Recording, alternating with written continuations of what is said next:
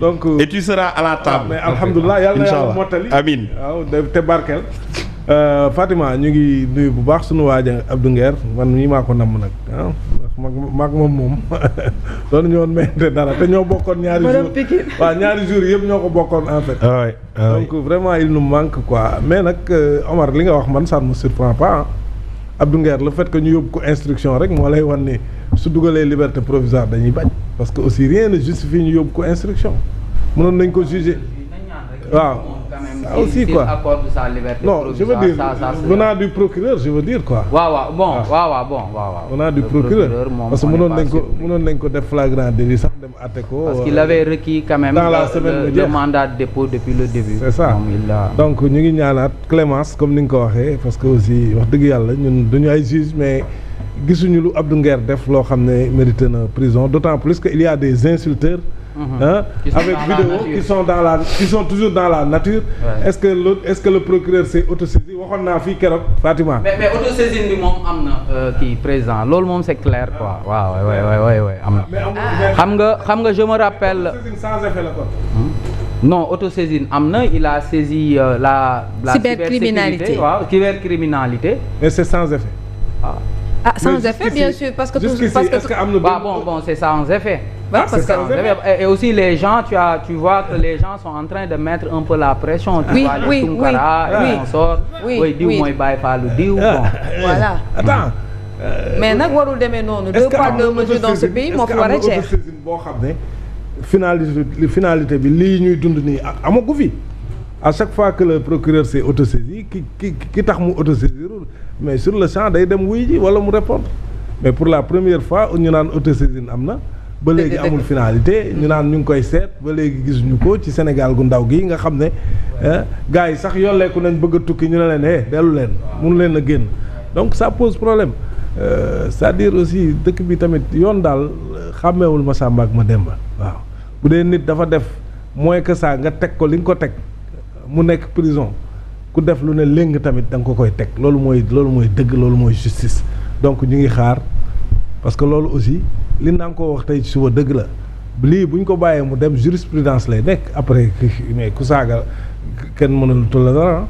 donc vraiment ñu ngi xaar yoon. c'est un précédent dangereux en tout cas dans ce pays. bu fekkee ne na nag wala kii mais yoon la. il faut que ñu yemale ñëpp c'est voilà tous les citoyens sont égaux devant la loi te loolu nag il faut mu am jeexital mais lii nii.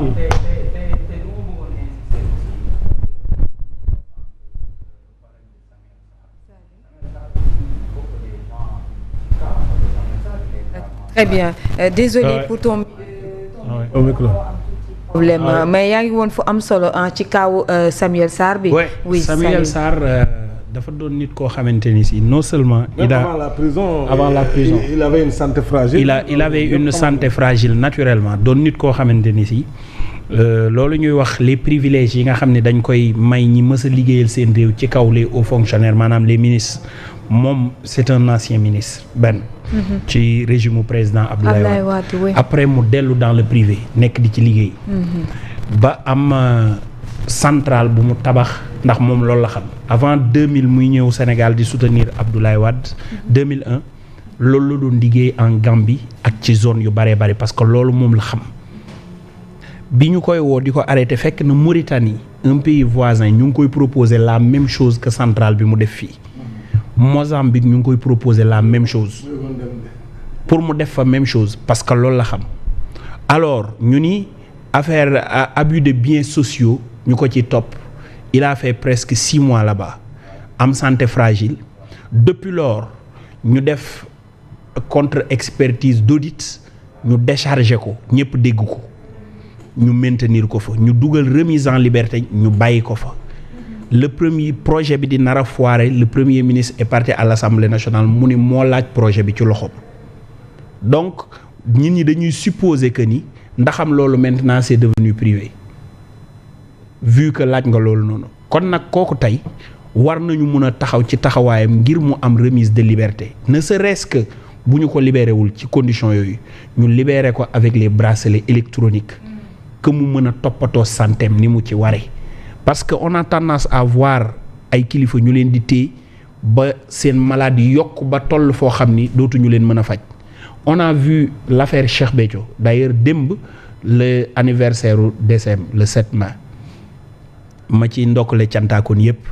ñëpp ngi fàttaliku bi ñu defee expertise pour que mu mun a dem faju ji ñu ni dañ koy téye ba beneen médecin def contre expertise pour ñu mun ko bàyyi far yàlla mu am liberté provisoire maître Ousmane Seye yàlla na ko yàlla dolli yërmande taxawoon ni leen dafa feebar te loolu c'est certifié dégluwuñu ko bi ñu ko yóbboo bitim réew yàggul dara mu dugg dans le coma ba ñu atte ko décision bi daanu tey mu xëy suba mu tombeek premier jour koor di mardi mu wàcc liggéey ñi doon wax ci lépp ci lu leen leer ak lu leen leerul ki leen waroon a jéggal tey yóbbaale na ko ci kanam suñu borom lañ koy lijjantee pour alerter aussi ñi nga xam ni nit ñi ñu ngi nekk en détention ñuy wax ci ñoom lu ne tout à l'heure laay déglu Tafsir Thioye muy wax ci député yi naan leen yéen ñi war a àtte ñii fexe leen ba ngeen àtte leen te dindi émotion ndax le cas Ismaïla Madior Fall police enquête bi ñu def yam leen ci enquête boobu ndax ñu ngi waxu corruption yéen ngeen ciy dolli yeneen charge kon émotion mu ngi dugg. Pour revenir sur la situation de Samuel Sarr il a fait des évacuations yoo xamante ni si ñëpp dégg nañ ko ñu génne ko kaso bi yóbbu ko d'ailleurs il est au niveau de la pavillon spéciale fa la nekk ba ñu dem yóbbu ko hôpital principal ñëpp gis nañ ko ci journaux yi parce qu'il a une santé fragile nit nag tee ko ci wàllu yoon emprisonnement mooy li nga xam ni moo war a mujj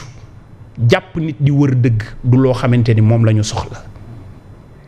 rawatina koo xam ni tous ses biens rawatina centrale boo xam ni c'est plus de 280 et quelques milliards mu mobiliser ko pour muy daw di wàññi courant bu Sénégal consommation bi di wàññeeku mu ñuy jox Sénélec courant boobu noonu ndax kenn amul sañ-sañu jaay courant Sénégal ku dul Sénélec doomu Sénégal def loolu il faut l'accompagner au même moment bateau turc baa ngi fii di ñu jaay courant te dëkkul ci réew mi te koom-koom bi mu fi am desul ci réew mi day génn ci réew mi te Samuel ce qu'il a pu réaliser il a appelé Moustapha Dia Ablaye Dia Moustapha Ndiaye Arona Dia Khadim Ba lui-même et une partie de notre entreprise Sénélec pour que koom-koom bi des ci biir réew mi de fekk ji li premier ministre Ousmane Sonko di wax une économie endogène boo xam ni ci biir réew mi lay nekk kooku dañ ko war a jàppale dañ ko war a taxawu santeem nag c'est fragile nit nag boo ko téewee lépp lu ko fekk ji ci téegoogu noonu vous allez endosser les responsabilités. Jusqu'à présent, l'affaire Cheikh Béthio est sur la conscience de l'ancien régime dans toute sa globalité et ceux qui ont hérité de ce dossier ba fi mu yem. Donc tenez compte de cela. Bon, li ma si bëggoon yokk rek mooy xam nga Samuel Sarr il a une hypertension artérielle, il a un diabète de type 2 te d'après son certificat médical, Samuel Sarr il peut mourir à chaque instant. Très bien. Mais bien sûr. Très bien. Bien sûr. Très bien. Am na solo merci beaucoup pour le rappel le temps que ñuy defaraat sa micro bi ñu mën cee wax et puis itam joxe cette information aussi muy le nouveau pape monseigneur Robert Francis di doomu réewum Amérique moom la ñu élire nag comme pape mu daal di jël le nom de Léon XIV moom mii nag fas yéene jiite 1 milliard et quelques catholiques yu àdduna bi yëpp macha allah je pense que ce micro léegi baax na. waaw li ma doon wax par rapport ak Samuel Sarr. xam nga Samuel Sarr dañu. D'instruction il a demandé une contre-expertise médicale parce que dafa am certificat médical ça a été déposé devant le bureau du juge léegi nag on dit que Samuel Sarr médecin bu ko def dafa am diabète de type 2 ak hypertension artérielle maanaam Samuel Sarr dyslipidémie lañ wax. Très bien maanaam il peut mourir à chaque instant ci hypertension artérielle léegi baax. Très bien dinaa ñëwaat léegi ci yow en attendant non seulement ce qu'il dit du dossier médical de Samuel Sarr il y a une partie que l'on ne peut pas mettre devant les gens pour ñu xam ko parce que am na loo xam ni nit mu ngi koy weyaale nit dañ ko koy teel ci suturaam.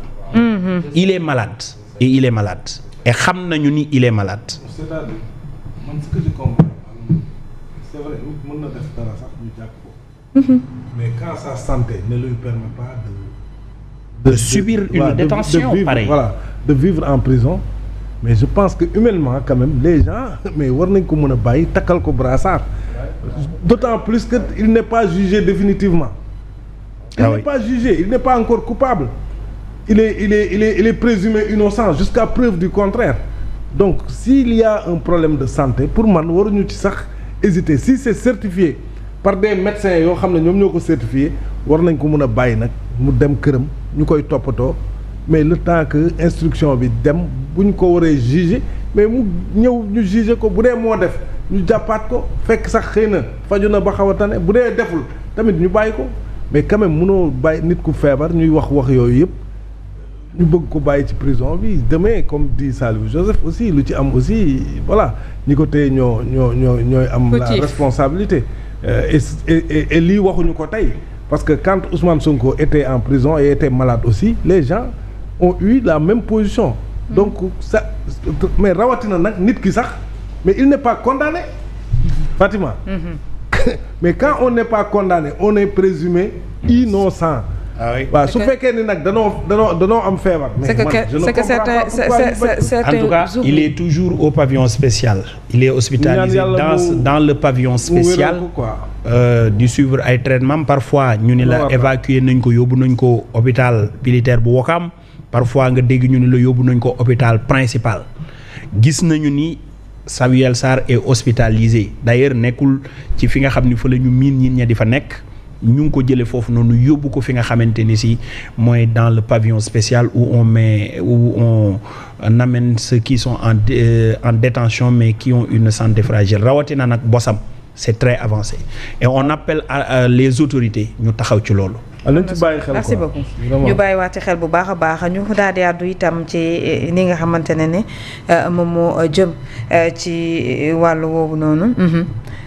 ci li nga xamante ne moom moo nekk ci mbir mi di wàllub dialogue bi ñu daal di ci rek jéem a sànni quelques kàddu ci li nga xamante ne moom moo nekk rek ci mbir mi daañu ñëw nag président tàmbale peut-être ci situation wu presse bi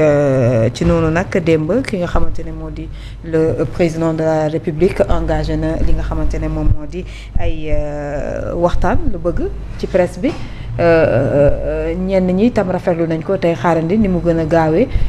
waxtaan yooyee pour ñu jéem a indi ay jooyanti ak jafe-jafe yi nga xam ne secteur bi mu ngi koy jànkonteel. waaw non loolu moom wax dëgg yàlla